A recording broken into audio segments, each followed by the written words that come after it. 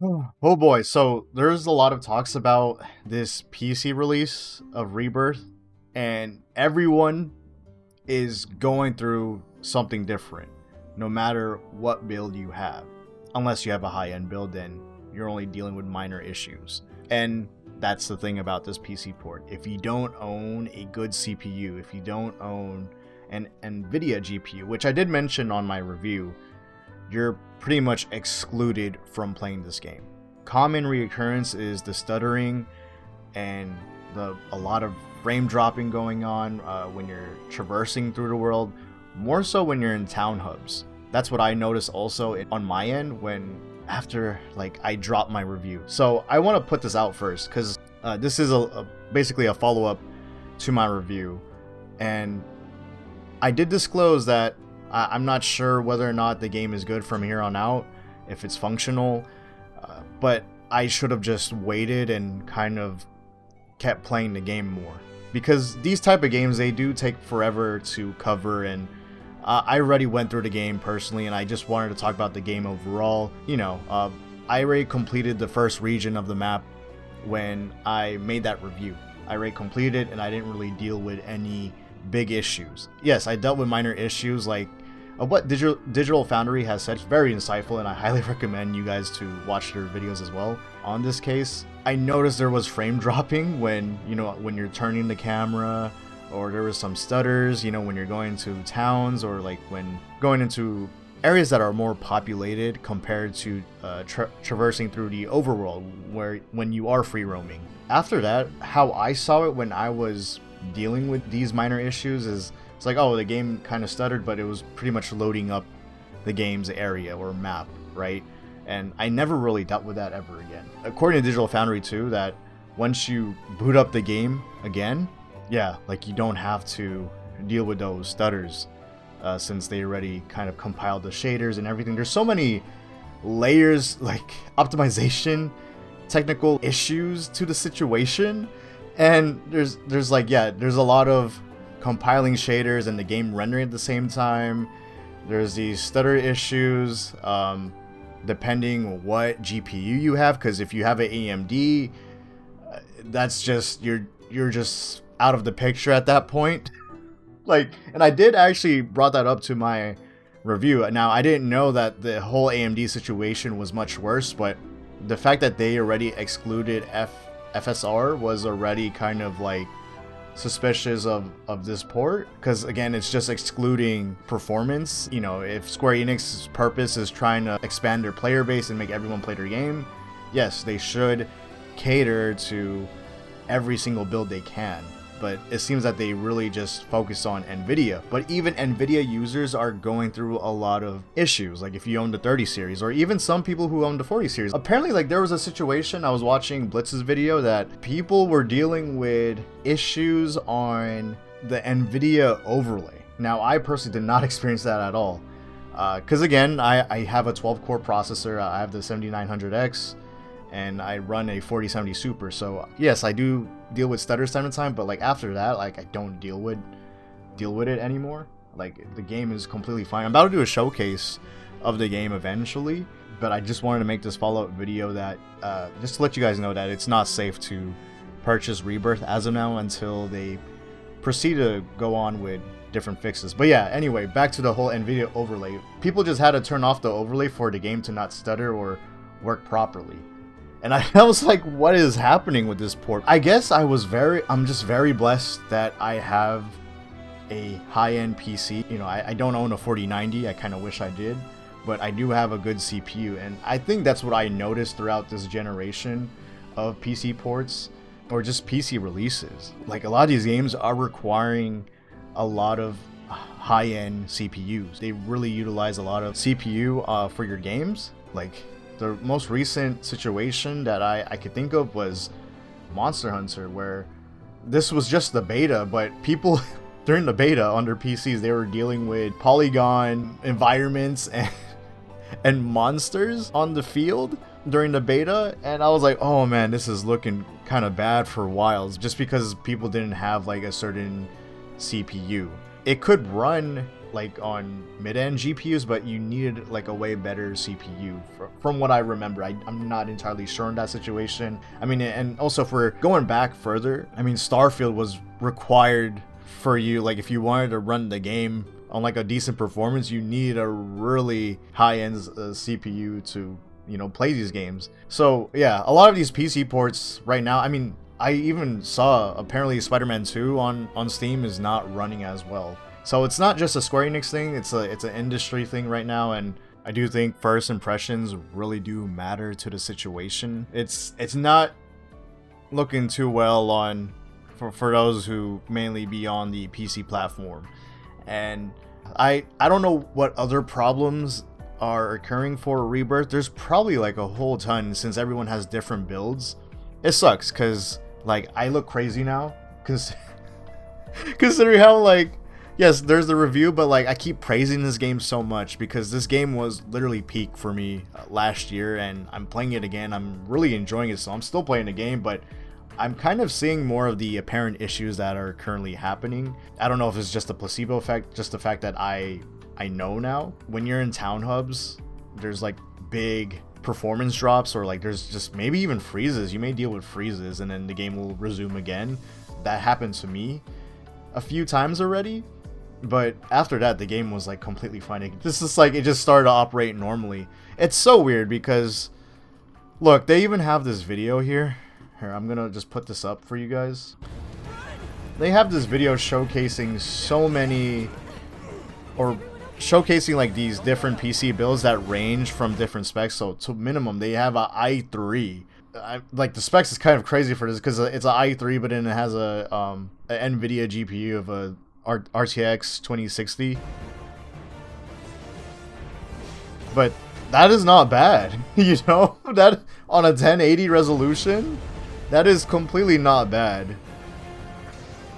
And 2070 with a 3700X on 1080 for 60 FPS, and then 4K on i7 with a 4080. That's what they showcase. This is from the official Square Enix or Final Fantasy VII YouTube channel. This is their official video about it, showcasing like, hey, you know, this game could run on many builds. And it kind of just, I don't know what's happening behind the scenes. I don't want to say yet that they're false advertising, because people have actually modded the game. You had to switch a DLL file because those were like old DLLs, and once they actually switched that, no matter what build they had, well, maybe if someone actually had a NVIDIA GPU to be exact, it was completely fine. Because if you don't own a 40 series and if you don't own a high-end CPU, your game is not gonna run well on your build, right? That's according to Digital Foundry. Let me rephrase that. I don't want to put words in their mouth, but they pretty much said if you don't own a high-end PC, then you're bound to deal with the issues that they're talking about on their analysis video, on their breakdown of like what's going on with the Rebirth performance on PC. And of course, yeah, if you own a AMD, you're kind of screwed already. You know, I would say hold off for now. We're just at that state of gaming where everyone is requiring high-end CPUs. Also, I forgot to mention, even not too long ago, Dragon's Dogma was also going through that situation because of how CPU heavy that game was. Like I heard you can't even really run high frames on that game. You kind of just have to deal with like low frames or only 60 at max, which is very surprising for like a PC port, right? But you know, this is really the start of Square Enix. They are changing how their workflow is and how they are managing their games. They do want their games to be more out there, and they want people to discover their games more. Pretty sure just like Capcom, because Capcom actually went through a similar situation back then where their PC ports were horrible. So I do hope Square Enix does the same thing, just like what Capcom is currently doing, because nearly every Capcom release on PC has been great, has been optimized well for PC. So I think Square Enix is currently learning the ropes on how to deal with their market of games right now. It's gonna take some time, but it is there. I mean, their recent port for Kingdom Hearts, like all their games, were pretty good. I only played 3 and also Dream Drop and 2. Well, basically 2.8 and 3. I haven't got to play the collection just yet. Those games ran like a charm when I had my older PC build. Now, to be fair, I did have a strong PC. I mean, a strong CPU, and I had a 2070 Super. But from the reviews at that time, when it first released not too long ago for Epic Games, it was running well on like nearly every rig from what I could think of.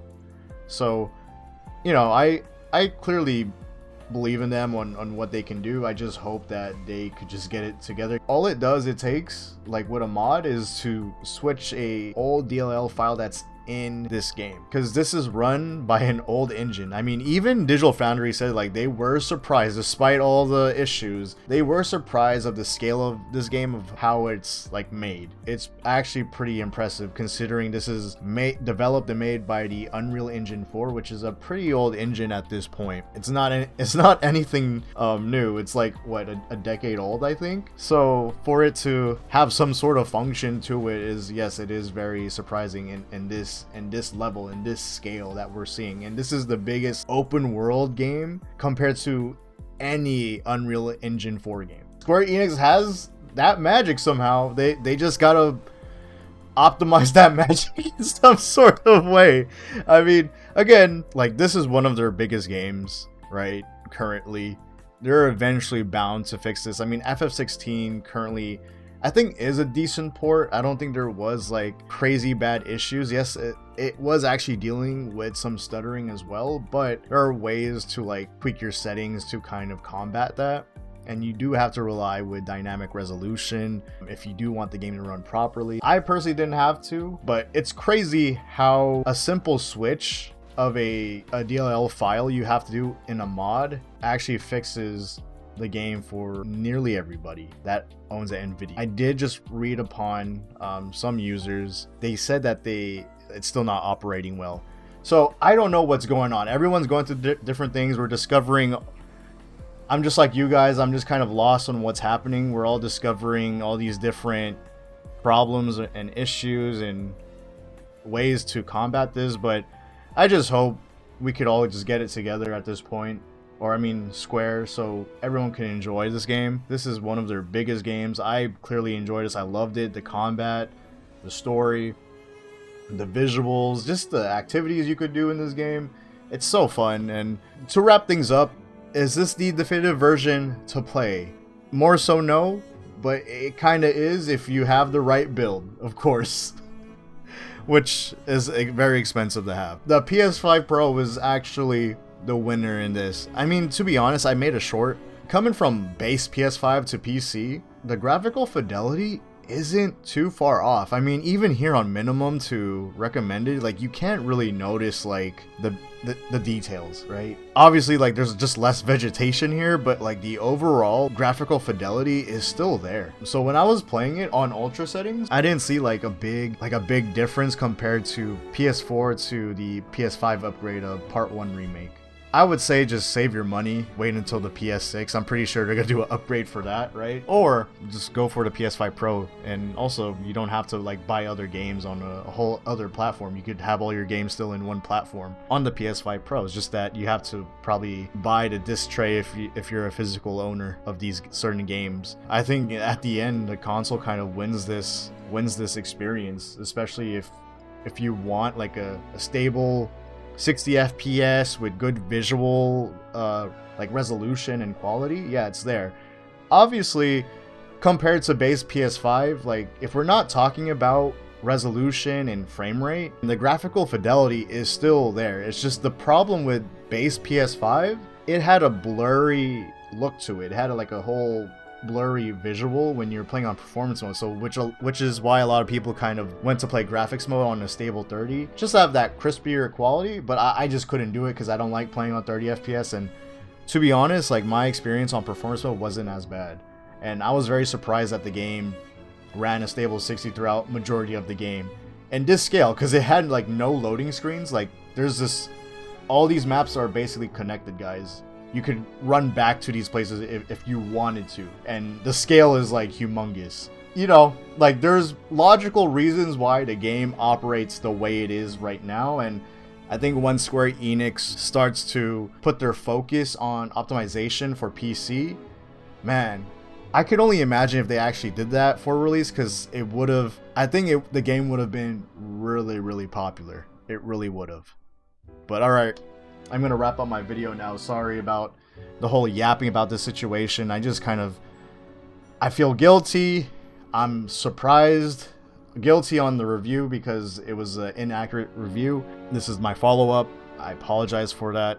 Hopefully we won't have to deal with that next time. And it's also hard. I don't have a spare PC to like let you guys know like, hey, this doesn't run well on this build. So yeah, I guess I have to rethink how I format my reviews now. But I hope you guys still enjoyed this. I hope you guys are a little bit more informed or know the situation at hand. We'll see how things are for this game, but I'm gonna keep playing this. I've been addicted on playing this, so I've been enjoying it, but I hope everyone else can at the end of this. Yeah, this is a spectacular game. I really do enjoy this, and it just sucks that people can't play it on their builds, man. PC gaming, it sucks sometimes. It really does. You know, in the current place we're in. But alright, y'all have a good one. Remember, drop a like, subscribe if you haven't yet. I will drop my graphics showcase of this game on max settings on DLA basically. But alright, y'all, peace. Have a good one.